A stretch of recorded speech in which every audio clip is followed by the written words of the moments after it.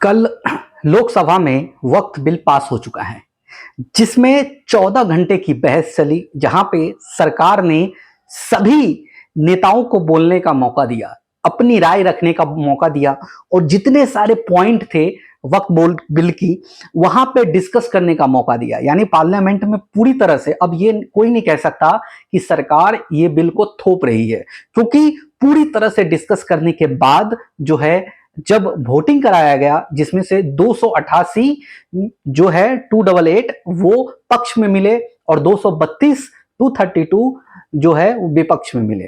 तो इस तरह से इस बिल को लोकसभा में पास किया गया।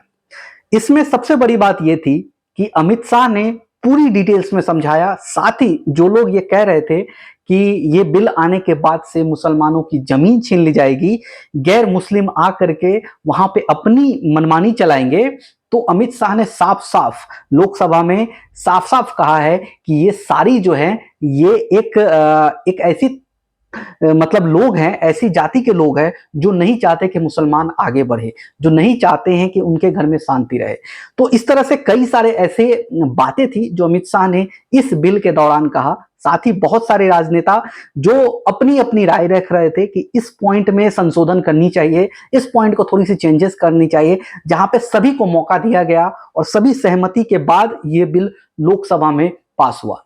आज राज्यसभा में पास होने वाला है ये बिल, क्योंकि इस पे कम से कम 8 घंटे की बहस चलेगी। उसके बाद ये देखा जाएगा कि वोटिंग में क्या होता है। अगर आज भी पास हो जाता है तो फिर राष्ट्रपति के पास जाकर के साइन होकर के ये लागू हो जाएगा। इसी बीच चाहे वो ओवैसी हो, चाहे एसपी के नेता हो, अखिलेश यादव हो, चाहे लालू प्रसाद यादव के बेटे हो, कितने सारे लोग थे जहां इसका विरोध कर रहे थे, लेकिन कई ऐसे मुसलमान थे जो चाह रहे थे कि ये बिल पास हो।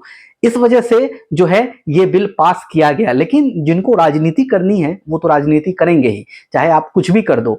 वो अपनी जो एक मुसलमान का जो वोट है उसको लेने के लिए ये लोग इस तरह से दिखाते हैं कि वो लोग कितने बड़े हितैषी है, लेकिन उन्होंने एक काम नहीं किया मुसलमान के लिए, सिर्फ वोट के लिए। तो इस तरह के कई सारे वाकया थे जो कि उस लोकसभा में दोहराया गया। साथ ही अमित शाह ने गिनवाए कि इसके कितने सारे एडवांटेज है, कितने सारे लाभ हो सकते हैं, जितने सारे जमीन। आपको जान करके हैरानी होगी कि ये वक्फ बोर्ड बिल के पास 9 लाख एकड़ से ज्यादा जमीन है, जहां पे अगर इसको देखा जाए तो दिल्ली जैसे शहर 6 से 7 शहर ऐसे हैं जो बसाए जा सकते हैं। इतनी बड़ी जमीन है उनके पास। साथ ही लाखों करोड़ रुपए जो हैं वक्फ बोर्ड बिल के पास है इल्लीगल तरीके से, यानी मतलब इल्लीगल तरीके से। यानी कि अगर उसका हिसाब लगाया जाए तो ये पता चलेगा कि ये पैसे कहां से आते हैं। जो जमीन है उसको रेंट पे दे करके वो लोग लेते हैं, साथ ही वो जो पैसे आते हैं उसको डिस्ट्रीब्यूट कर लिया जाता है। तो इन सभी चीजों की अकाउंटेबिलिटी तय करने के लिए ये बिल लाया गया, ताकि लोगों के पास इसका हिसाब रह सके।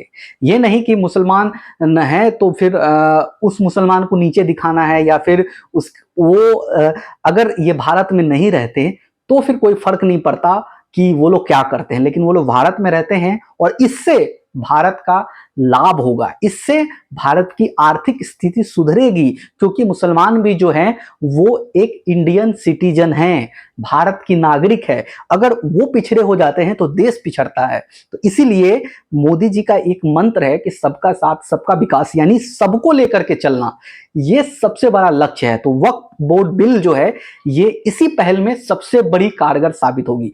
लेकिन जो लोग जानते हैं इसकी बारीकी को, इस बिल को, वो लोग सपोर्ट कर रहे हैं। लेकिन जिनको अपनी राजनीति चमकानी है, जिनको अपना मुस्लिम वोट बैंक दिख रहा है, वो लोग इसके विरोध में हैं। लेकिन उसके विरोध करने से कुछ नहीं होगा, क्योंकि अच्छाई जो है बहुत सारे लोग इसका सपोर्ट कर रहे हैं, अच्छाई की। इस वजह से ये बिल लोकसभा में पास हुआ, आज राज्यसभा में पास होने वाला है। देखते हैं क्या होगा।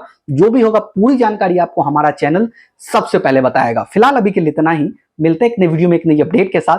तब तक के लिए आप खुश रहिए, सुरक्षित रहिए। जय हिंद।